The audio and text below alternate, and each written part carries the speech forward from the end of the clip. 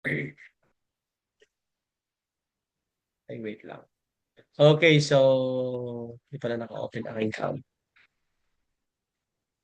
Environmental, social, and governance principles have moved from voluntary corporate advocacy to legally relevant standards that increasingly shape how businesses operate in the Philippines. Now, while environmental, social, and governance or ESG is often focused in the context of sustainability reports or corporate social responsibility, Philippine jurisprudence demonstrate that courts already enforce ESG-related obligations through constitutional provision, environmental statutes, labor laws, and corporate governance rules. For business organization, this means that sustainability is no longer merely reputational, it is a matter of legal compliance, risk management, and long-term availability uh, or long-term viability. A landmark case that firmly established the legal foundation of environmental responsibility is Oposa versus Pactora, no? GR number 10180 July 30, 1993. In this case, the Supreme Court recognized the doctrine of generational responsibility. During that, the right to a balanced and healthful ecology is a constitutional right that may be enforced even by minors on behalf of future generations. From a business perspective, this case signaled that commercial activities such as logging, mining, and large-scale development are subject to strict scrutiny, when they threaten environmental sustainability regardless of economic justification. And to give us more details about the topic, let us all let us all hear or watch the video presentation by our presenter. Okay, ma'am.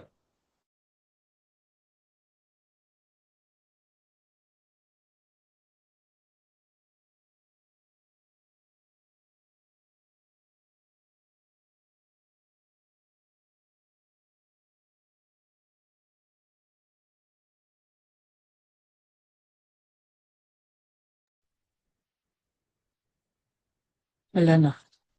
At nag-loading na. Bakit na? Pero while siya, out lang.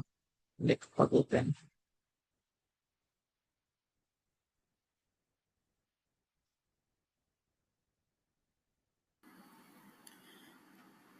Hello, everyone. Good afternoon. This is Sheriff A. Abluscasis for Environmental, Social Governance, and Regulatory Compliance.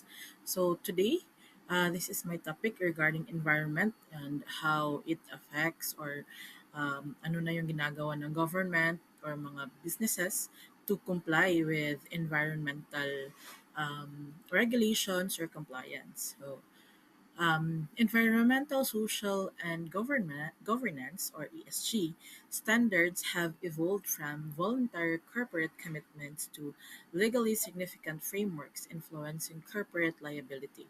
As governments, investors, and civil society demand greater accountability, ESG compliance is increasingly enforced through legislation, litigation, and regulatory oversight.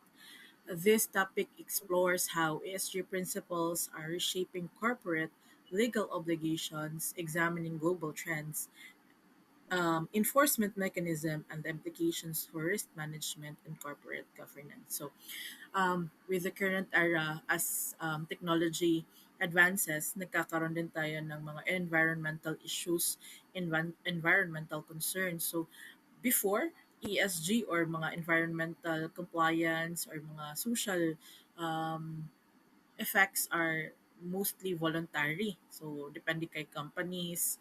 But currently, as nagkakaroon na nga ng innovations, mas nagkakaroon na rin ng woke personality yung mga tao at nagiging mas sensitive tayo to our environments or to the climate change itself, nagiging mandatory na yung compliance or um, yung pag-govern or mga regulatory compliance ng environmental issues, concerns.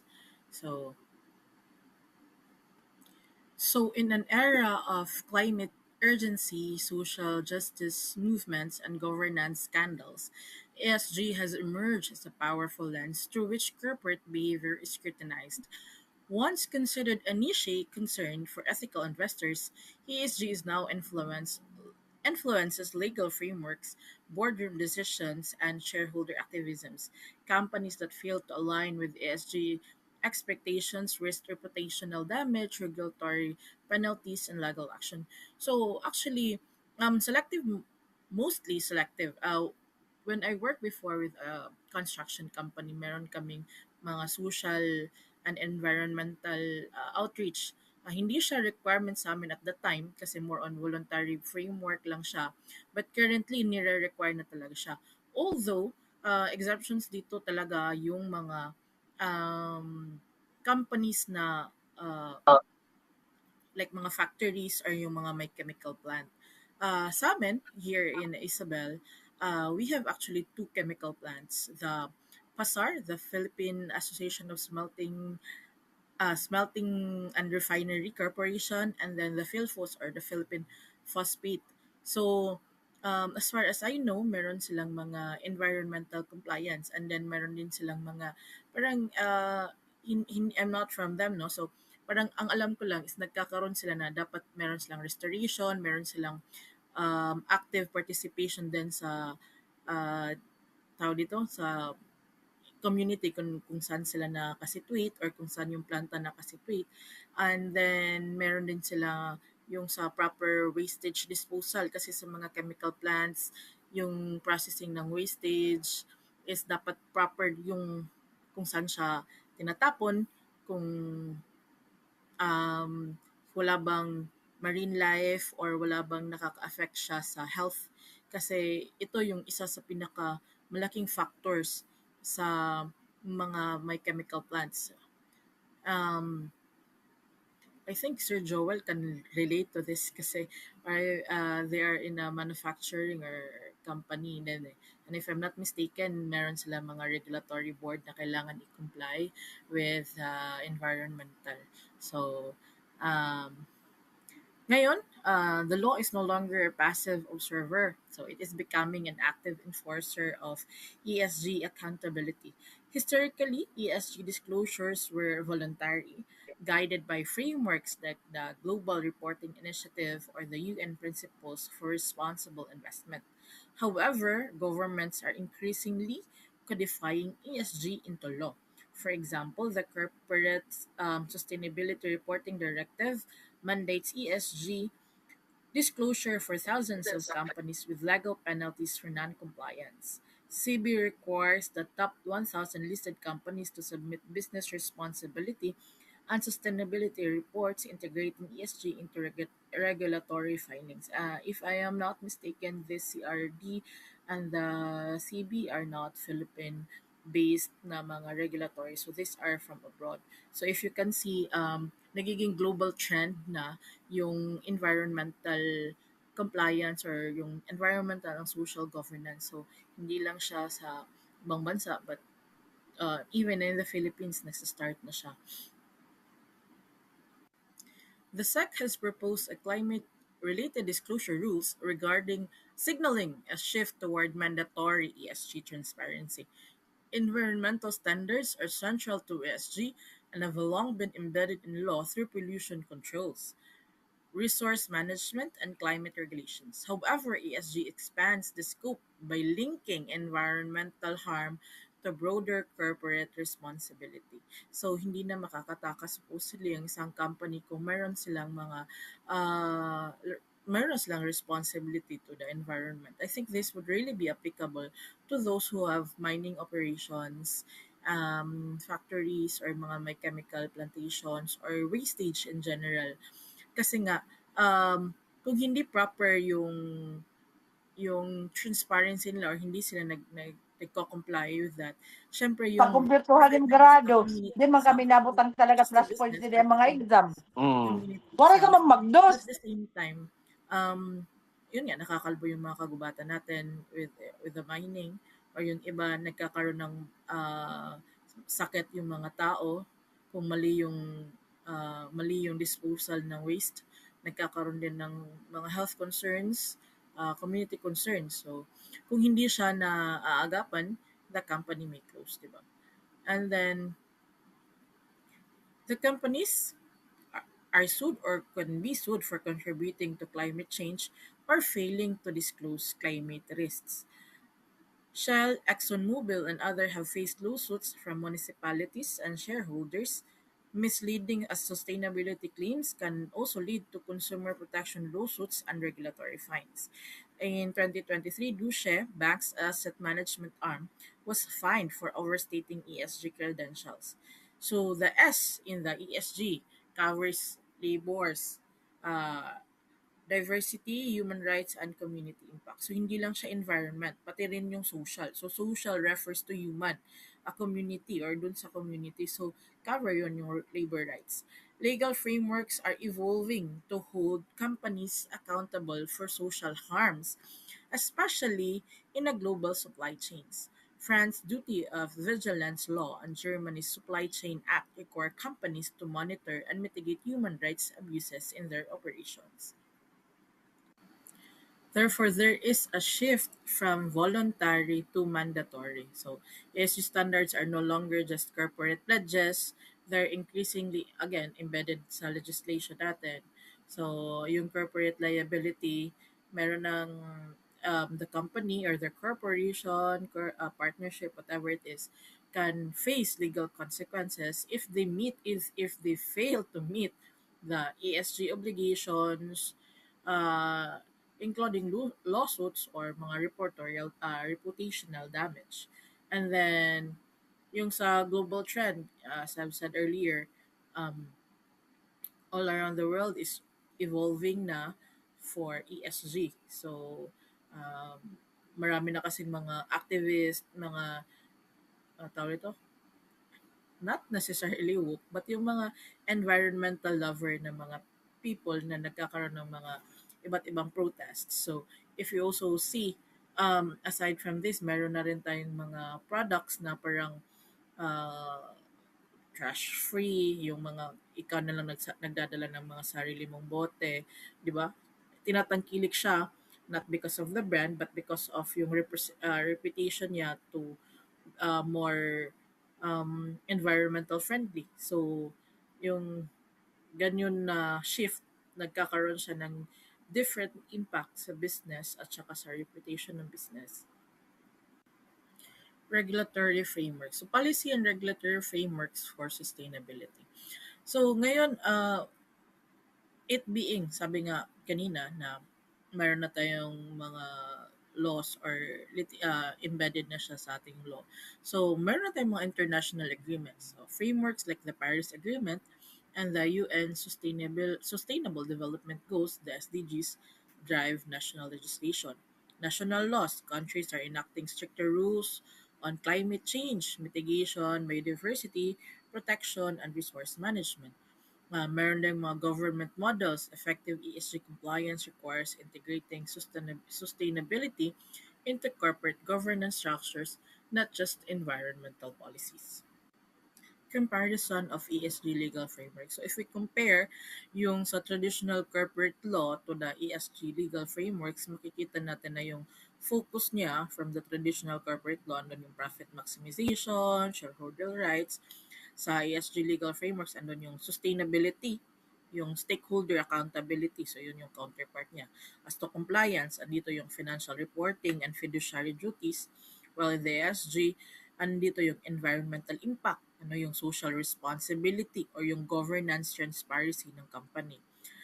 In enforcement, andito sa traditional corporate law, yung courts, regulators with the ESG legal frameworks, andito yung courts, regulators, plus investor activism. So, meron ng activism na nangyayari. And then risk management, andito yung financial risk. And yung sa ESG, andito yung climate risk, reputational risk, and social equity. And as to global influence, so of course, yung traditional corporate law limited to national laws. So parang iba-iba yung laws, income taxation, corporate or judicial entity per country or per republic. However, yung ESG legal frameworks is driven by international treaties and global standards. Since mostly rin naman or the climate change is happening in a global scale. So if it's in a global scale, meron din bang for Philippines? So is there an ESG law in the Philippines? So according sa isang article na nabasa ko, Philippine Development Plan PDP for 2023 and 2028, the National Economic Development Authority, the NEDA, aims to position the country as a prime destination for foreign investment in environmental social governance, investments, and mitigating climate change. So, key government regulators such as Securities and Exchange Commission, the SEC, the Central Bank or the Bangko Sentral ng Pilipinas, the Insurance Commission, and the Department of Environment and Natural Resources or the DENR are the forefront of strengthening ESG compliance by the private sector in the Philippines. So the DNR or the Department of Natural Resources, sila yung primary agency responsible for environmental protection and natural resource management. So of course, under nila si Philippine Environmental Management Bureau or CEMB. So CEMB, nakafocus on pollution, prevention, and control, and tsaka environmental impact assessment. And then si SEC naman or si Securities and Exchange Commission focuses on regulatory compliance and disclosure. Bangko Sentral requires disclosure also for the ESG for the bank. So, medyo ano, no? Pati rin pala yung mga banks, they're actually required to comply with the environmental compliance ngayon. So to expound further, so ano ba yung mga disclosure requirements that I've said earlier? So disclosure requirements, so si SEC based on the our SEC Memorandum Circular, the MC number 19 series of 2016 at saka yung MC nila way back 2019, they are requiring the corporations based on the revised code of the corporate governance for sustainability reporting. So the SEC recommends disclosure of how covered companies manage ESG issues. PLCs in particular are required to attach an appropriate sustainability report together with annual report. A globally recognized standard or framework in reporting sustainability and non-financial issues is likewise recommended, such as the G4 frameworks by the Global Reporting Initiative, the Integrated Reporting Framework by the International Integrated Reporting Council, and or the Sustainability Accounting Standard Board's conceptual framework under Principle 10 of the section of the SEC MC number 19 2016. So, a comply or explain approach is implemented where covered companies are required to identify any areas of non-compliance. Minumultahan daw yung mga hindi nagko-comply. So either you comply or you explain. And then if hindi satisfactory, you are being penalized. And then the IC adopts the same approach in requiring IC regulated entities. Ano yung IC? Insurance Commission. Yung Insurance Commission, so mga insurance or insurance companies, brokers, pre-need companies, health maintenance organizations, so kinakailangan na rin ng disclosure. So, itong mga regulatory bodies natin, si SEC, si IC, si DNR, si BSP, nagkakaroon sila ng different circulars or memorandums na nagre-require ng mga stakeholders, the companies, to disclose yung mga compliance nila at saka non-compliance. For BSP or the Bangko Sentral ng Pilipinas or the banking sector, banks are expected to embed sustainability principles including covering environmental and social risk areas in their corporate governance frameworks and management systems and strategic objectives. This should be consistent with their size, risk profile of complexity of operation. So, under the BSP's Manual of Regulations for Banks, or the MORB, banks are required to approve environmental and social risk management system policies, procedures, and tools to identify, assess, monitor, and mitigate exposures to environmental and social risks. So the central bank requires banks to disclose in their annual reports an overview of the ENS risk management system, a breakdown of ENS risk exposure, and the impact and their impact on the bank, and the progress of initiatives undertaken to integrate sustainability principles in their governance framework, a risk management system, business strategy, and operations. So how about naman sa within Southeast Asia kasi Philippines is under Southeast Asia, 'di ba? So, yung environmental and social governance within Southeast Asia, if you will notice po, Singapore, meron na silang mandatory climate reporting for listed companies by 2025. Malaysia, or the Board of Malaysia requires sustainability disclosure in annual reports. Indonesia, meron na silang ESG reporting tied to green finance regulations. And then tayo, Philippines, we're catching up with our regional peers by embedding ESG into corporate law and investment frameworks for 2026. Although the NEDA na planning was 2023 to 2028, but parang nagsistart pa lang yung frameworks natin for 2026 or nire-require na nila ngayon for 2026. So medyo humahabol pa lang ang Pilipinas, but hopefully we're gonna be compliant with environmental na governance. Kasi nga 'di ba, uh, environment, yung effect niya is not just in particular area rin naman, so lahat din naman tayo affected. So in this case, hopefully sa Pilipinas, unti-unti yung mga stakeholders natin, yung mga manufacturings, although sa business na side, kung ko yung business owner, dumarami talaga yung regulatory body natin. Andito si BIR for taxes, andito si DTI for trading, andito si Mayor's Permit for si LGU for the Mayor's Permit. Meron pa yung mga Bureau of Fire, sanitary permit to operate. Then, kung andito, ano pa ba? Ano pa bang ibang regulatory body natin? Basta marami tayong regulatory body na nakascope and business. So, um, honestly, medyo in the side of the business, or if you are the part of the business, medyo hassle siya. But at the same time, business kasi is not just for the individual or for the corporate, but also for the community. So, while it is indeed profitable, meron din siyang social implications.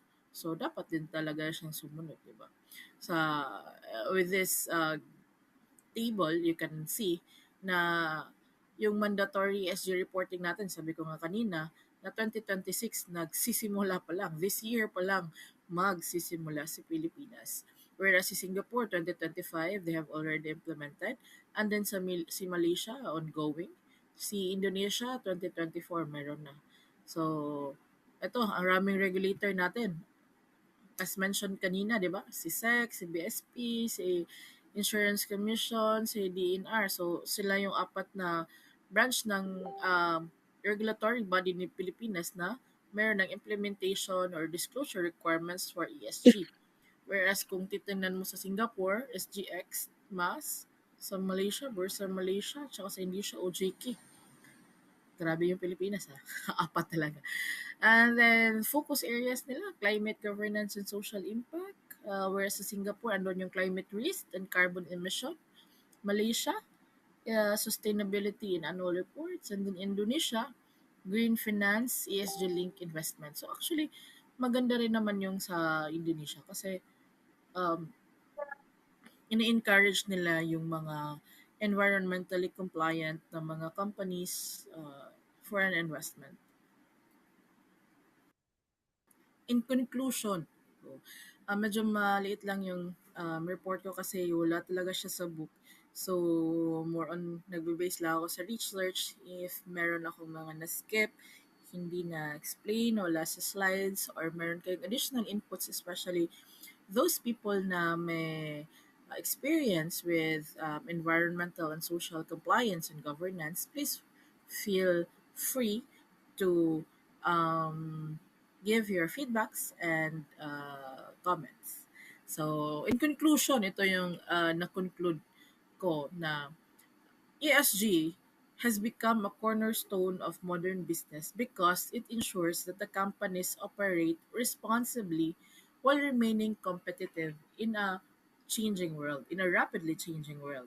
So integrating ESG into corporate strategies strengthens investor confidence, improves risk management, and aligns organization with global sustainability goals.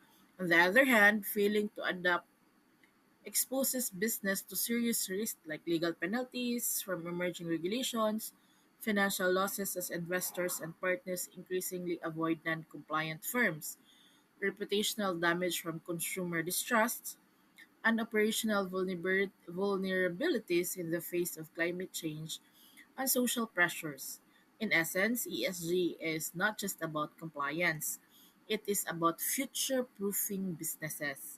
Companies that embrace it gain resilience and long term value, while those that ignore it risk being left behind legally, financially, and socially.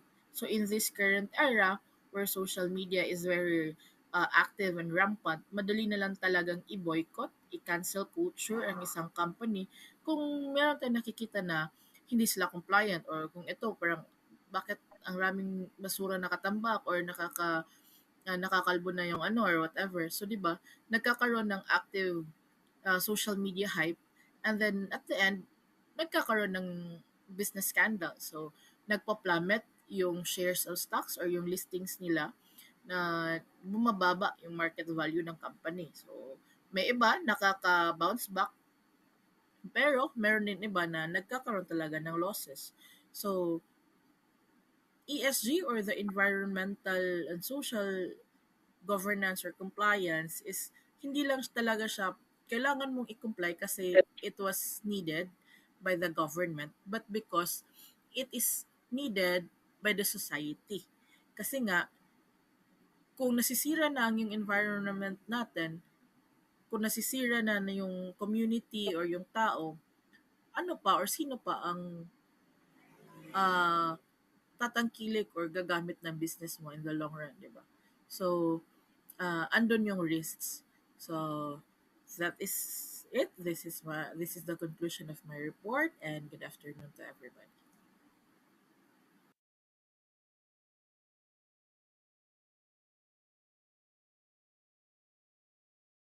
Okay, so again, another significant case illustrating ESG enforcement is President Marine Mammals of the Tanyan Stride pa yun, versus Reyes, no, the GR 180 771 last April 21, 2015, where the Supreme Court no invalidated oil exploration activities due to the absence of proper environmental compliance and public consultation. The ruling emphasized that environmental impact assessment and stakeholder participation are not procedural technicalities but substantive legal requirements.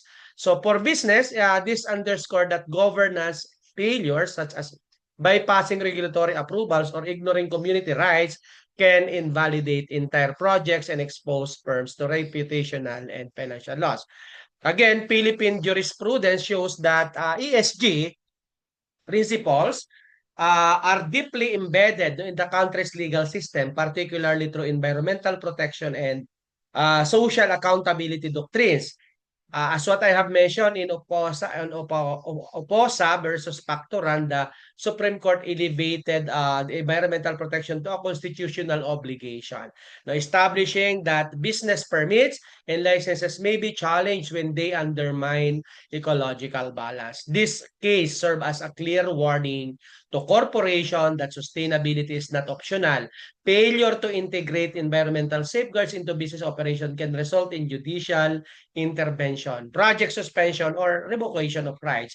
On the social dimension of ESG, cases such as Manila Electric Company versus Kisumbing, no?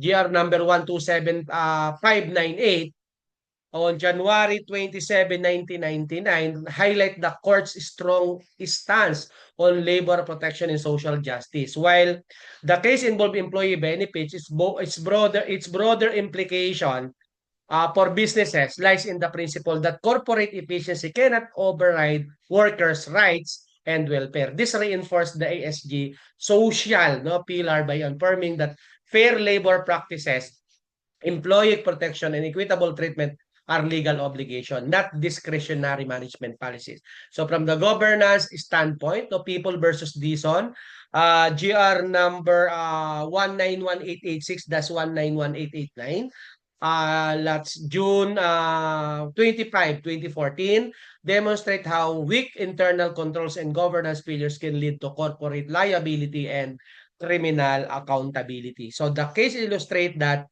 business must maintain transparent, accountable, and compliant governance, no? Structures to prevent fee, fraud, and misuse of corporate resources.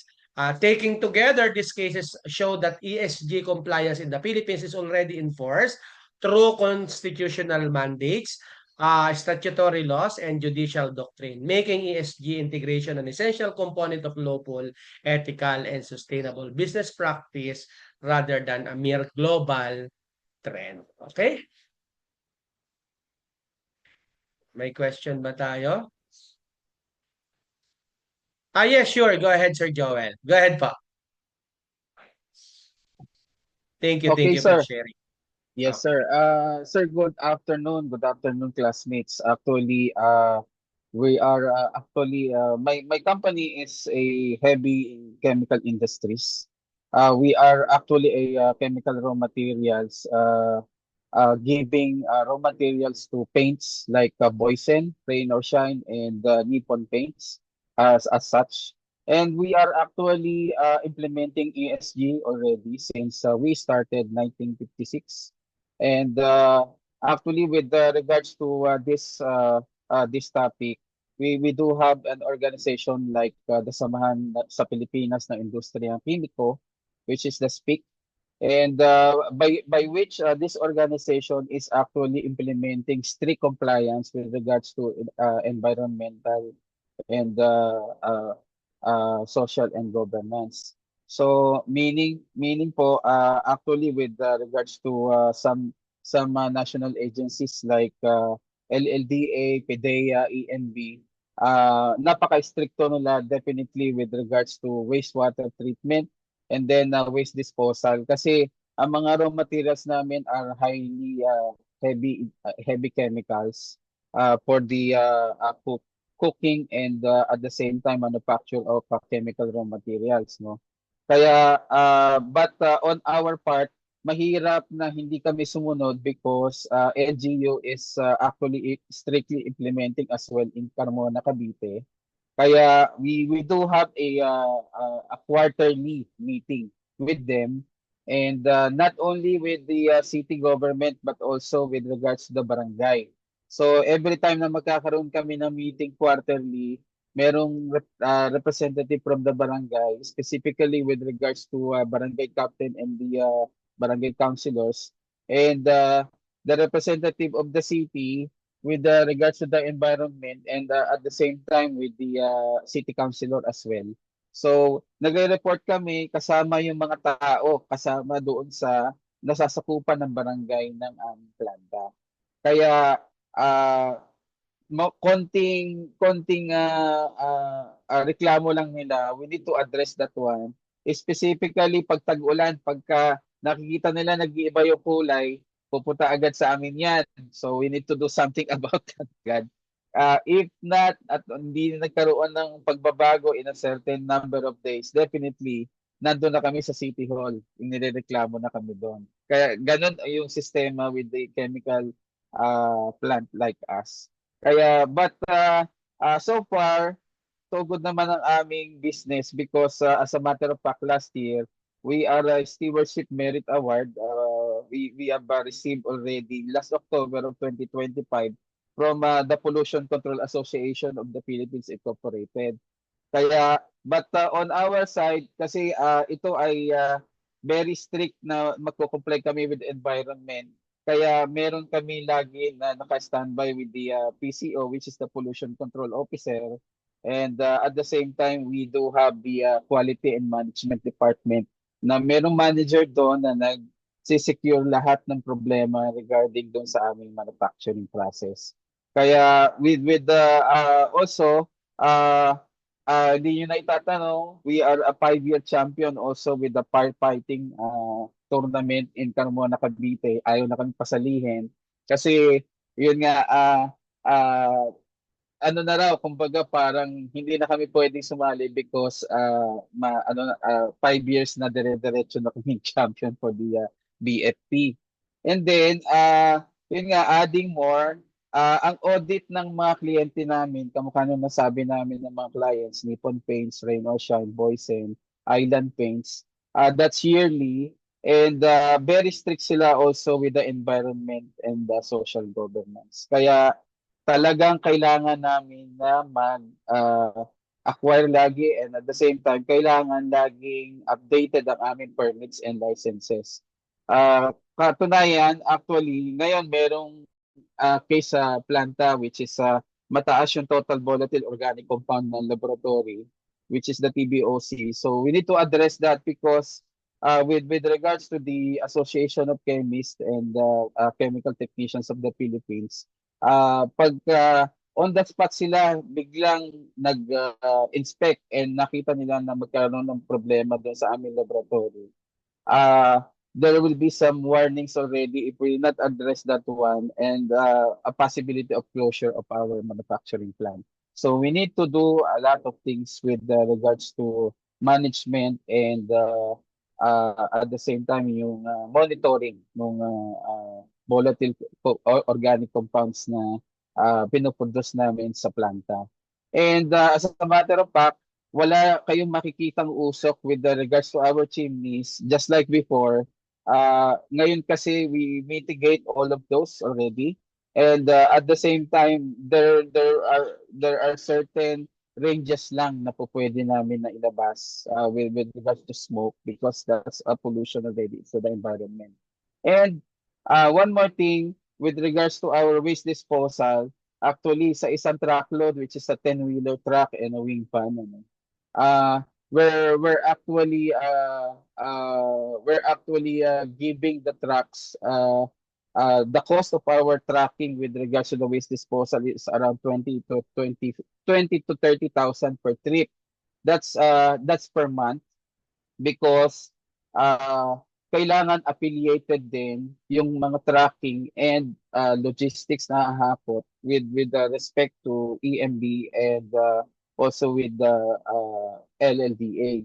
Because of the waste disposal, kailangan namin rin i-check yan, and then auditing also with those trackers, because pag hindi namin yung ginawa, lalo ngayon maigpit ang gobyerno with regards to environment. Uh, pag nakita nila at nalaman nila saan galing yon, babalikan nila kami. Pag binalikan nila kami, there is already a certain sanctions that we are actually aware of. Kaya right now, I'm proud to say that our company is inside the range, and at the same time we always being obliged to do uh, uh, a certain updates every time, and at the same time kailangan magre-report kami sa kanila actually every quarter for those environmental concerns. Sometimes si LLDA nga bigla bumibisita sa planta, hindi namin alam. Kaya kailangan ready kami on that, because we do have two wastewater treatment plant. So we need to report them kung sakali there are some visits. And at the same time, lalo ngayon ang mga nitrochemicals are being monitored, kung how many quantities yung involved in your plant, in your laboratory, and merong mga measures na kailangan sundin para maging active pa rin yung license mo with them. Lalo na si PIDEA ngayon, napakahigpit, very strict, and at the same time talagang because they want to make sure yung mga ini-import na raw materials, which are nitrocellulose, na yun ay gagamitin mo for the raw materials na ima-manufacture mong product, dapat yun ay regulated nila, alam nila kung ilan ang quantity, and at the same time alam nila kung ilan ang inventory mo each month. So we need to report all of those. Kaya pag hindi mo yung ginawa, may sanctions na naman. So just sharing my experiences and what we are doing right now. These are the the things that we're doing in a heavy chemical manufacturing plant. Thank you, sir.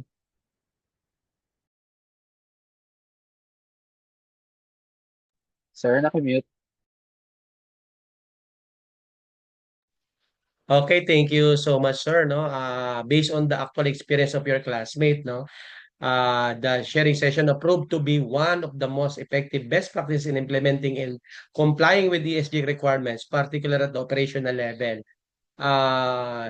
He explained, no, that in their organization, regular sharing forums were conducted where management, compliance officers, and employees openly discuss sustainability initiative, regulatory updates, and ethical concern. So through this session, actually, employees gain a clearer understanding of how environmental safeguards, labor standards, and the governance policies were translated into concrete workplace action rather than remaining abstract corporate commitments. No?